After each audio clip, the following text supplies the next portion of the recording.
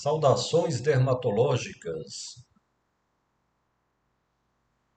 Meu nome é Tiago Gondim e estamos aqui para dar continuidade à sétima aula no curso em hanseníase e leishmaniose. Então, estamos aqui no curso CBMS em hanseníase e leishmaniose. E hoje falaremos sobre um tema bastante importante na hanseníase, que é exatamente a baciloscopia. Então, utilizamos para isso o manual do Ministério da Saúde, que trata sobre o tema.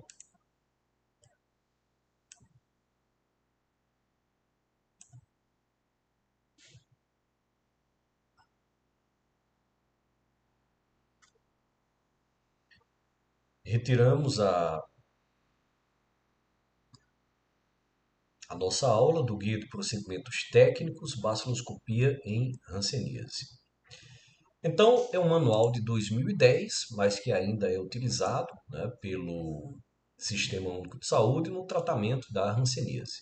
Então, ele começa ali no seu prefácio informando sobre a característica da doença ser infecciosa, crônica e de elevada magnitude em vários países. Infelizmente, o Brasil ainda é um desses países, onde temos uma situação de endemicidade da hanseníase, sendo uma doença frequente entre nós, principalmente aqui no Nordeste. Então, um dos indicadores epidemiológicos mais importantes em termos de sinalização de dinâmica de transmissão recente é a ocorrência de casos em menores de 15 anos de idade.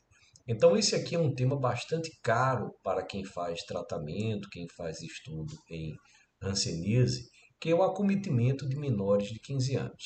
Então, quando temos tal acontecimento, isso traz um referenciamento de que epidemiologicamente estamos mal. Nós estamos dentro de um sistema onde a transmissão ela é frequente, a transmissão é grande.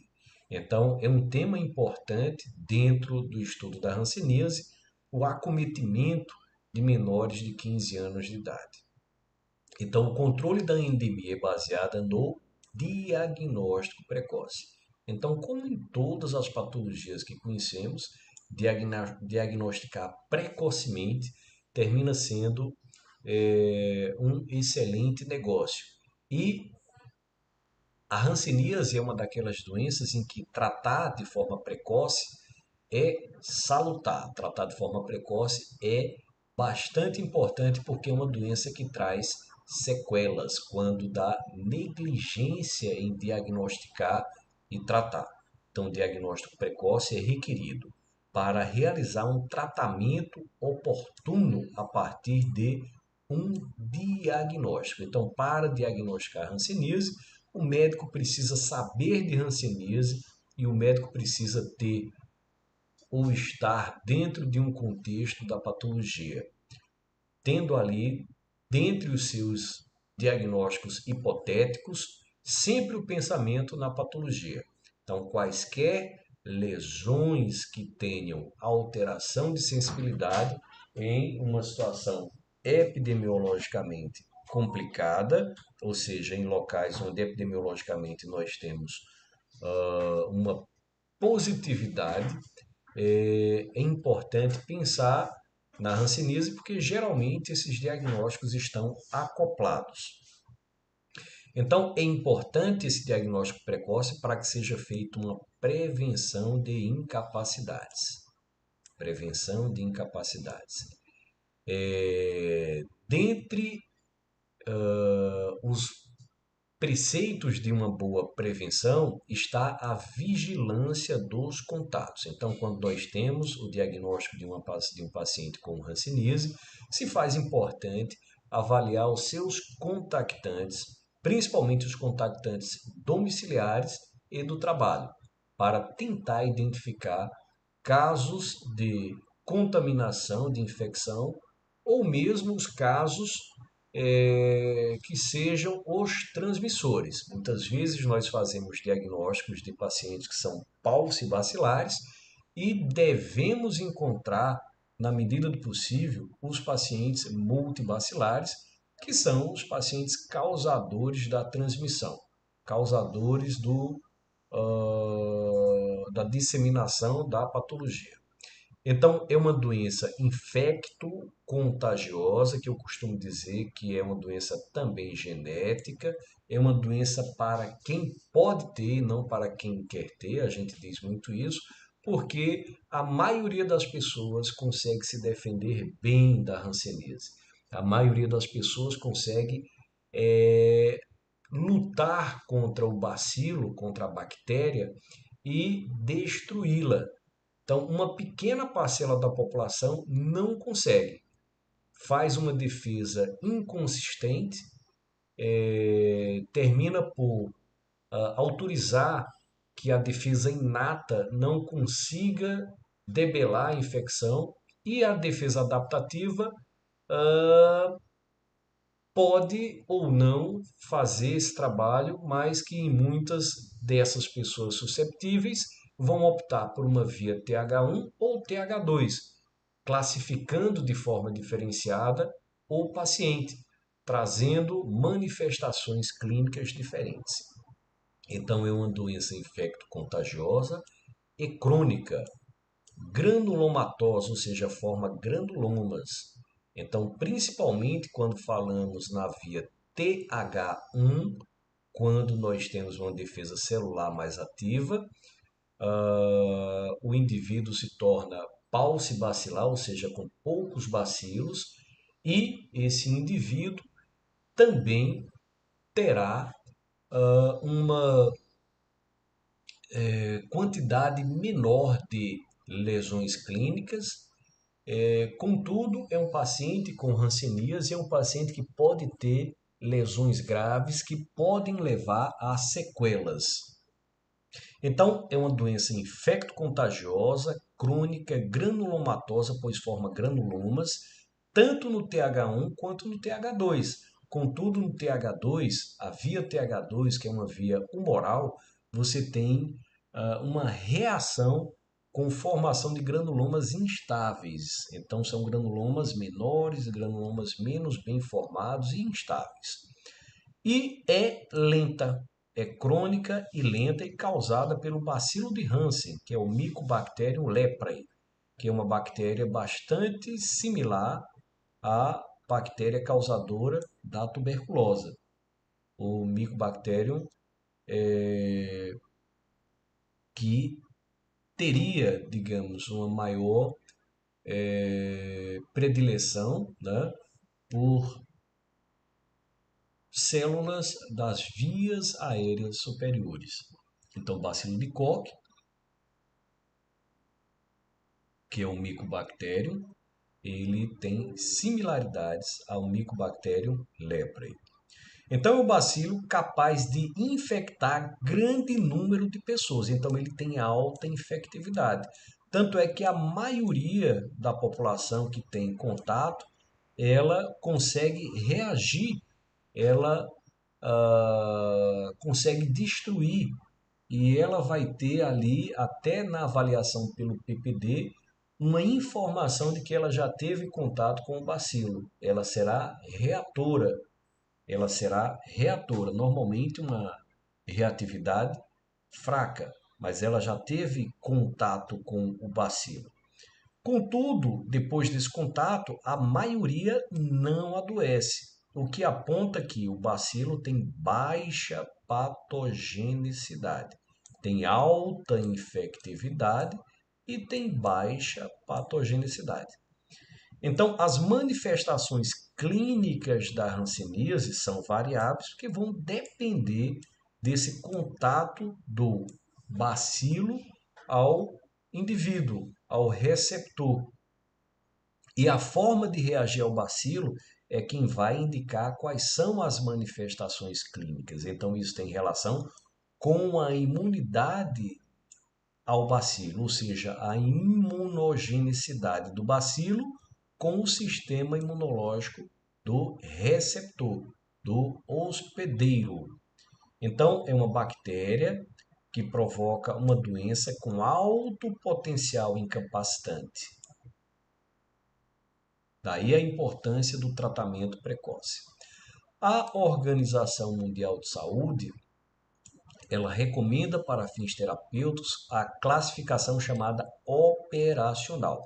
Então, antes nós tínhamos uma dificuldade para dizer se o paciente era pauci ou multibacilar apenas com as lesões, apenas com as manifestações clínicas. Então, observávamos também a baciloscopia para saber se o paciente era pauci ou multibacilar para indicar a terapêutica. Então, a OMS ela cria um sistema operacional para facilitar essa indicação na época do tipo de tratamento que nós estudaríamos a seguir em outra aula. Então, a OMS considerava que até 5 lesões o paciente era considerado paucibacilar. E com mais de 5 lesões era considerado multibacilar. O exame baciloscópico, ou seja, a procura de bacilos, é realizada no raspado intradérmico. Então, essa baciloscopia não é baciloscopia da linfa, é baciloscopia de raspado intradérmico. Então, esse raspado intradérmico, ele é obtido a partir de um pequeno corte que atinge a derme e que sofre depois raspado com lâmina de bisturi. Então, é um método comumente utilizado, aqui está posto que é de fácil execução. Permitam-me discordar dessa informação. Não creio que seja de fácil execução, porque nós temos o entendimento de que existem diversos erros de leitura de lâmina. Então, a leitura não é difícil. O que é difícil é termos, muitas vezes, pessoas habilitadas e conscientizadas sobre a importância do exame. Então, muitas vezes, esse exame termina por ser mal executado. Ele é pouco invasivo e é de baixo custo. Então, os sinais e sintomas dessa patologia são sinais e sintomas dermatoneurológicos. Então, nós temos lesões na pele e nos nervos periféricos. As lesões elas podem acontecer também, principalmente nos olhos, nas mãos e nos pés. O diagnóstico ele é essencialmente clínico e epidemiológico, então não há necessidade de se fazer baciloscopia para o diagnóstico. Até porque uma baciloscopia negativa não exclui o diagnóstico. A baciloscopia positiva, sim, ela impõe o diagnóstico, tá? Porque é um método que, ao se observar a bactéria, não tem como se ter outro diagnóstico que não a hanseníase. Pode até se ter outros associados, mas a hanseníase seria um diagnóstico, sim. Então, existe comprometimento da pele e existe comprometimento neurológico periférico. Esse, esse inconveniente pode provocar incapacidades físicas, levando a deformidades, visto que o indivíduo vai ter tanto lesões no nível sensitivo quanto lesões no nível motor. Então, uma pessoa doente e não tratada, ela elimina o bacilo. Então, quem vai eliminar o bacilo? Principalmente os multibacilares. Os paucibacilares vão eliminar muito pouco e até não consideramos na cadeia de transmissão com importância. Então, a importância se dá aos multibacilares que farão a transmissão da bactéria. E a gente sabe que essa transmissão ela é principalmente para as mucosas, mucosas da via aérea superior, das vias aéreas superiores. Então, existe a eliminação do bacilo para o meio externo e a infecção de outras pessoas. Então, é necessário que haja contato prolongado. A gente diz contato íntimo e prolongado com o doente não tratado. Porque na primeira dose de rifampicina, no primeiro dia de tratamento, se considera que mais de 99% dos bacilos são mortos. E aí não há mais transmissão. O paciente não está curado ainda, porque ele não matou todos os bacilos, mas ele não transmite mais. Não epidemiologicamente falando. Então, perde a importância na cadeia de transmissão. Esse restante 0,5 a 1% do que sobra são exatamente os bacilos que estão mais guardados, principalmente nas células neurológicas, as células que fazem proteção, né? Que fazem proteção dos nódulos de Ranvier. Então, nós temos ali as células de Chivan, né? Que estão naquele local e que abrigam esses bacilos e que tem pequeno metabolismo. Então, o bacilo também tem pequeno metabolismo. Então, terminam por não receber uma carga importante da medicação. Então, a principal via de eliminação e infecção do indivíduo pelo bacilo são vias aéreas superiores, mucosa nasal e orofaringe. O indivíduo, então, que não é tratado, o indivíduo doente, ele continua eliminando bacilos, o indivíduo multibacilar.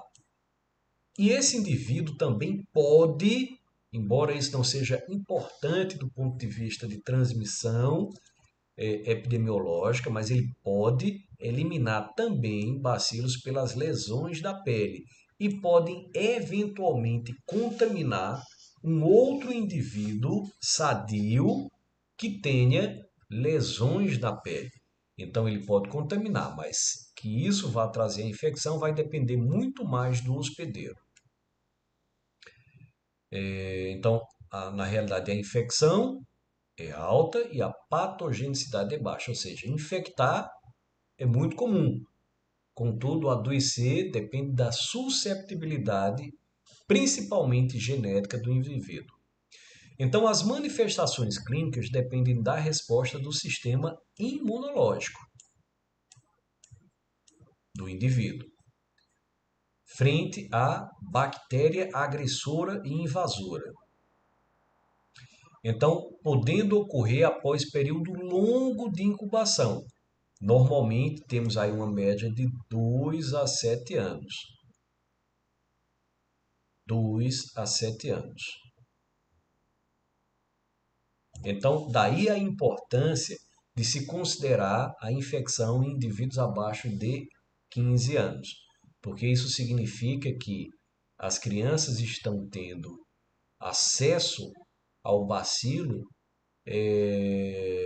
muito rapidamente. Então, elas estão tendo ali contato com indivíduos infectados muito próximos ao período da infância, ao período de desenvolvimento. Então, isso quer dizer que ainda se tem infecção, porque vamos pensar no indivíduo de 20 anos que tem o contato e desenvolve a lesão aos 30 anos. Então,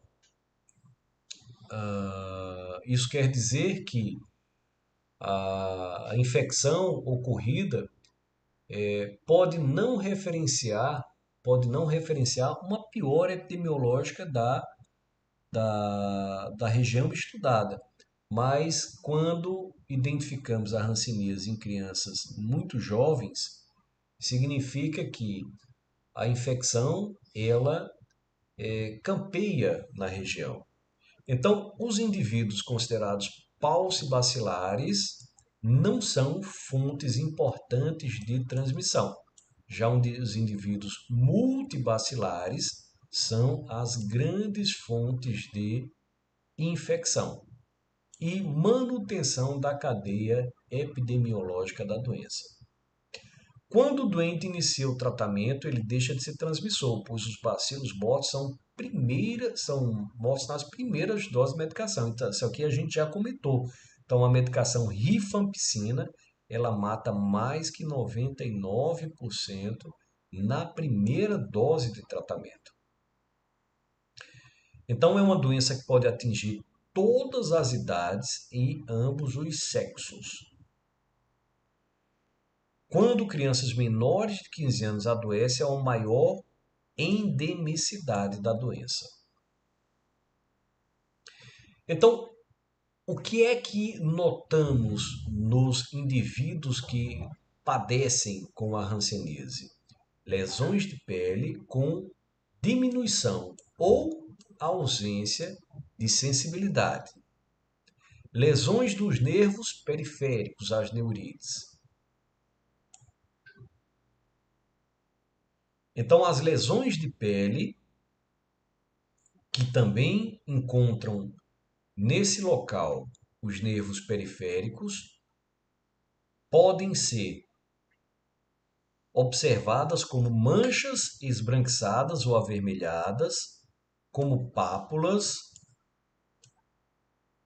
como infiltrações, tubérculos, que é um termo hoje não utilizado mais na dermatologia, nódulos, também sintomas gerais e sinais como edema de mãos e pés, entupimento, feridas e ressecamento do nariz, nódulos eritematosos dolorosos, mal-estar geral e ressecamento dos olhos.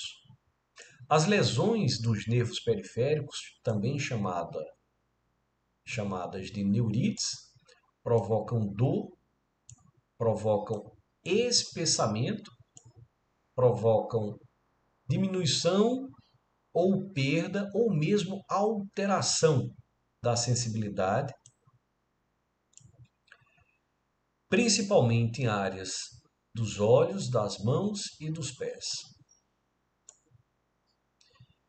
Também, além de sensibilidade, há força motora. Então, pode haver diminuição ou perda da força nos músculos inervados por esses nervos.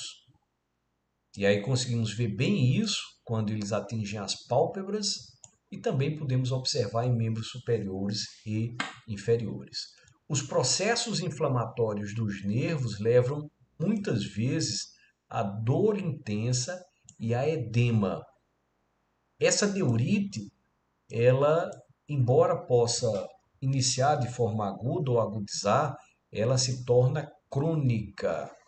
E essa cronicidade é acompanhada por perda da sensibilidade, perda da força muscular, a princípio com diminuição. Então o paciente reclama de fraqueza, paralisia, atrofia dos músculos que são inervados pelos ramos que sofrem a neurite. Também o indivíduo pode ter uma neurite silenciosa, onde se observa os sinais e sintomas sem a dor. Então, espessamento, alteração de sensibilidade e alteração motora, contudo sem dor. Então, em geral, a população ela tem imunidade ao Mycobacterium leprae. Então, em geral, existe imunidade da população ao Mycobacterium leprae. Tá? Então, as pessoas elas não adoecem, elas apenas se infectam pelo vírus, pela bactéria, melhor dizendo, pelo bacilo. Então, essa forma de reagir normalmente destrói a bactéria. Contudo, em alguns momentos, o indivíduo tem vencido as suas barreiras iniciais e o processo patogênico se inicia, que pode iniciar-se por uma forma indeterminada, que pode se encaminhar para algum dos polos ou interpolo, que são fase tuberculoide, fase vichoviana e a dimorfa, pela classificação de Madrid. Ainda temos a dimorfa, são os interpolos, dimorfa vichoviana e dimorfa tuberculoide, que discutiremos a seguir em outra aula. Então, quando fazer a baciloscopia? Então, os critérios de indicação do exame são dúvida na classificação operacional. Então, eu tenho certeza que o diagnóstico é de hanseníase. E aí eu faço a baciloscopia. Se houver negativa para a visualização dos bacilos, eu considero paucibacilar. Se positiva, multibacilar. Existem erros na avaliação da baciloscopia? Sim, existem erros. Então, às vezes, um paciente que é considerado paucibacilar é considerado por erro. Também o diagnóstico diferencial, visto que a identificação de bacilos vai me dar o diagnóstico de hanseníase. E quando há suspeita de recidiva. Nas suspeitas de recidiva, o que é importante é se avaliar se houve aumento do índice bacilar ou se houve modificação do índice morfológico. Então, para realizar a baciloscopia, nós temos uma técnica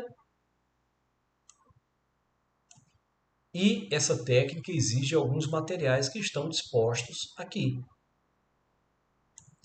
Luva, máscara e avental, lâmina de vidro para microscopia, nova, limpa e desengordurada, com ponta fosca, lamparina a álcool 90 gl ou bico de Bunsen, álcool a 70 gl ou 70%, gás não estéreo, algodão hidrófilo, lápis comum e lápis dermográfico, fósforo, cabo de bisturi número 3 e lâmina de bisturi número 15 ou bisturi descartável, porta-lâminas de plástico para o transporte de amostra, esparadrapo, bandagem antisséptica, luvas de procedimento, máscara, pinça de Kelly curva ou reta para fazer isquemia no local da incisão, recipiente para descarte do material utilizado. Em verdade, o dermatologista ele não faz esse exame em seu consultório. Ele encaminha para o Sistema Único de Saúde, onde são realizados os exames, podendo ser realizados em laboratórios da municipalidade, do estado, dentre outros. Então, quando fazemos a coleta desse raspado intradérmico, nós vamos utilizar duas especificações de regiões. Quando o paciente tem lesões, nós faremos a coleta do raspado intradérmico no lóbulo direito, no lóbulo esquerdo da orelha, no cotovelo direito e na lesão.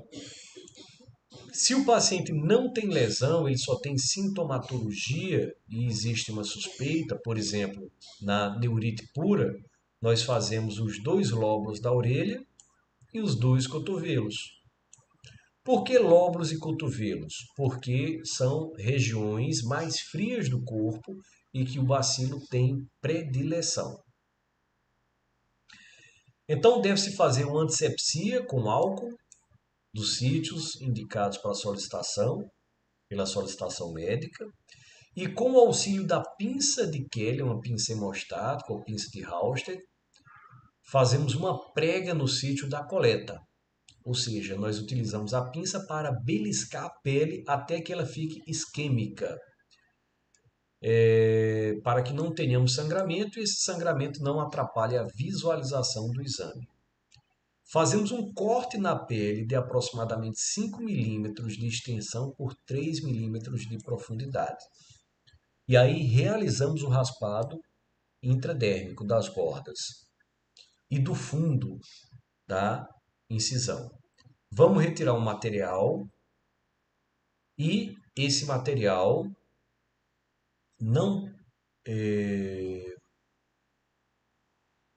esse material deve ser disposto na lâmina. Esse material ele é raspado com,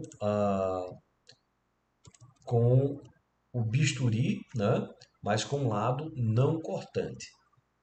Então, distribui-se esse material coletado na lâmina, fazendo movimentos circulares do centro para a borda de aproximadamente 5 a 7 milímetros de diâmetro. Deixa-se uma camada fina e uniforme desse material. A fixação. Então, a lâmina é deixada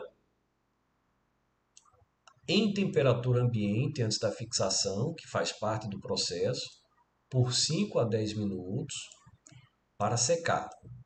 Depois de seco, se passa essa lâmina, né, no bico de Bunsen, ou seja, na lamparina, no fogo, rapidamente, com esfregaços voltados para cima, para não queimar as estruturas. Então fazemos um aquecimento rápido, 2 a 3 vezes passando a lâmina. Depois fazemos a coloração pelo método de Ziehe-Nielsen, a frio. Isso preserva as condições morfotintoriais do bacilo, que vamos ter que fazer coloração. Então, a primeira coloração é com a fucsina de Ziehe-Nielsen, previamente filtrada, por 20 minutos.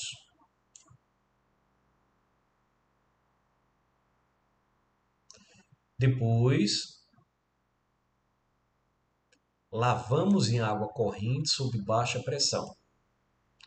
Depois, descoramos o esfregaço com solução de álcool ácido a 1%, até que fiquem colorações rosadas. Lavamos novamente em água corrente sob baixa pressão e cobrimos o esfregaço com azul de metileno a 0,3% por 1 minuto.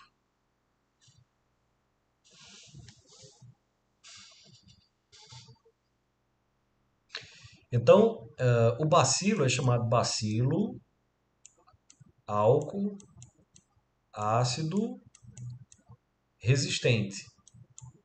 Isso quer dizer que essa fase em que há a descoloração da fucsina, que é vermelho, esse processo de descorar com álcool ácido, ele não funciona quando do bacilo álcool ácido resistente, ou seja, ele é resistente a essa fase do exame.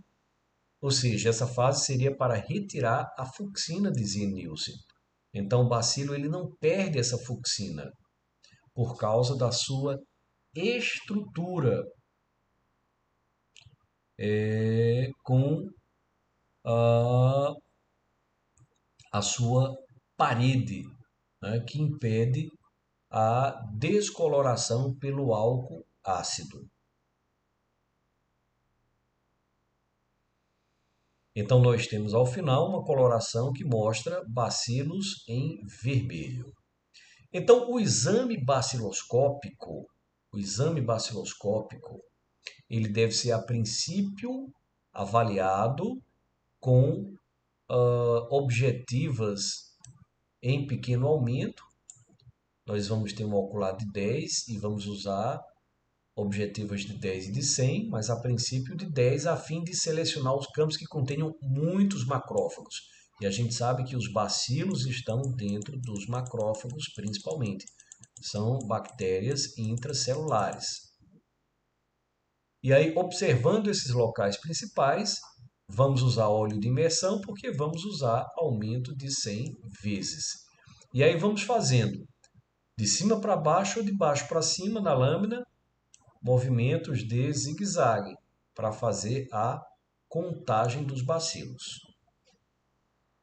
Então existe um índice chamado índice baciloscópico, que é importante para sabermos o tamanho da infecção e sabermos o tempo de negativação após o tratamento.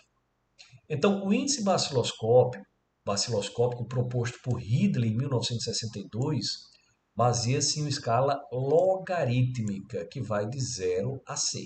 Então, o que é que seria essa escala logarítmica? Então, nós temos que o número 0 seria a ausência de bacilos em 100 campos examinados. Examinei 100 campos e não identifiquei bacilos. Quando eu tenho a positividade em 1, eu identifiquei 1 a 10 bacilos nos 100 campos examinados. O 2 é a presença de 1 a 10 bacilos em cada 10 campos examinados. O 3 é a presença de 1 a 10 bacilos, em média, em cada campo examinado. O 4 é a presença de 10 a 100 bacilos, em média, em cada campo examinado. O 5 cruzes é a presença de 100 a 1000 bacilos, em média, em cada campo examinado. E o 6 cruzes é a presença de mais de 1000 bacilos, em média, em cada campo examinado. Então, eu terei o seguinte. Eu terei o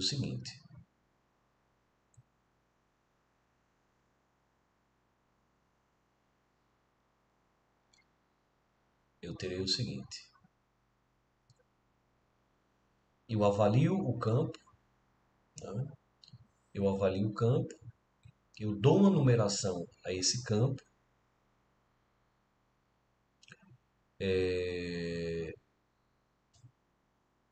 e ao final, cada campo ele vai ter uma numeração específica. Digamos, o lóbulo da orelha direita teve 4 cruzes. Então, isso significa que houve presença de 10 a 100 bacilos, em média, em cada campo examinado. O lóbulo esquerdo teve 3 cruzes. Significa que houve presença de 1 a 10 bacilos, em média, em cada campo examinado. O cotovelo esquerdo, né? Pode ser o direito, pode ser o esquerdo, dependendo da lesão que eu examine. Se a lesão for do lado direito, eu vejo o cotovelo esquerdo. Se a lesão for do lado esquerdo, eu vejo o cotovelo direito. Então, a lesão,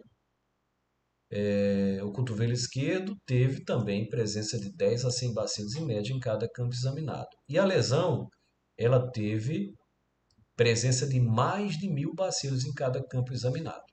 Então, eu vou somar 4 com 3, com 4 com 6, vai dar 17. Vou dividir por 4 locais de exame e vou ter meu índice baciloscópico. Índice baciloscópico de 4,25. Então, quando eu faço o exame e é positivo, é um paciente multibacilar, porque o pulso bacilar, o IB seria 0, eu não consigo encontrar bacilos. Então, no IB do paciente multibacilar, eu tenho o seguinte: eu vou precisar de mais ou menos 1 ano para limpar cada log de 1. Então, aqui é uma escala logarítmica de 4,25. Então, eu vou precisar de mais ou menos 4 a 5 anos para limpar, porque quem limpa esses bacilos são os próprios macrófagos. E os macrófagos agem de forma lenta. Então, os bacilos morrem após o tratamento, mas eu só vou conseguir zerar a baciloscopia 4 a 5 anos depois. Se fosse um índice baciloscópico de 3, eu conseguiria zerar em mais ou menos 3 anos. Em 2, mais ou menos 2 anos. 1, mais ou menos 1 ano. Seria mais ou menos esse cálculo. Existe o índice morfológico. Esse índice morfológico ele vê viabilidade do bacilo. Então, é utilizado para descrever o aspecto da morfologia. Quando submetido à coloração, os bacilos apresentam-se corados, na sua grande maioria, irregularmente. Podem ser observados isoladamente ou em formação de aglomerados ou globias, que são unidos por uma substância chamada gleia, que se dispõe entre os bacilos unindo de forma arranjada e organizada. A análise do índice morfológico tem caráter subjetivo, então deve ser feito principalmente por pessoas muito experientes. Por quê? Porque o índice morfológico ele vai dizer se o bacilo é ou não viável. Então ele vai dizer se o bacilo está vivo ou se está morto. É muito importante quando conseguimos fazer para identificar se o paciente tem uma recidiva ou se ele tem uma morte ali dos bacilos, né?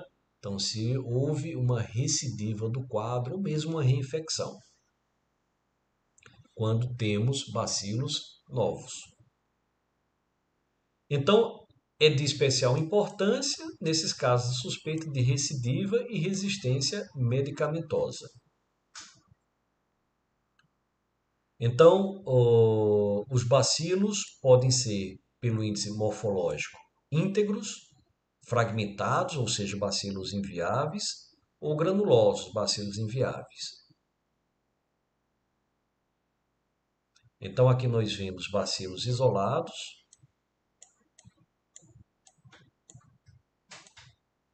bacilos em globias, unidos pela gleia. Esses bacilos são viáveis. O índice morfológico deles mostra bacilos pigmentados, bem pigmentados. Então, aqui bacilos íntegros. Já os bacilos fragmentados, eles não têm pigmentação completa, porque a sua parede celular está machucada, está inviável, está desvitalizada. Então, a pigmentação não consegue ser segurada. Então, quando se faz o processo de colocação do álcool ácido, a parede celular não consegue segurar a fucsina. Então, a fucsina se perde. E aí fica granuloso ou fragmentado, que são muito parecidos. O granuloso ele tem menos ainda. Parecem grânulos, porque o bacilo está sendo destruído. Então, bacilos íntegros, bacilos fragmentados e bacilos granulosos. Pois bem, então essa foi a nossa aula número 7 sobre hanseníase no nosso curso CBMS em hanseníase e leishmaniose. Então aguardamos todos para a aula número 8.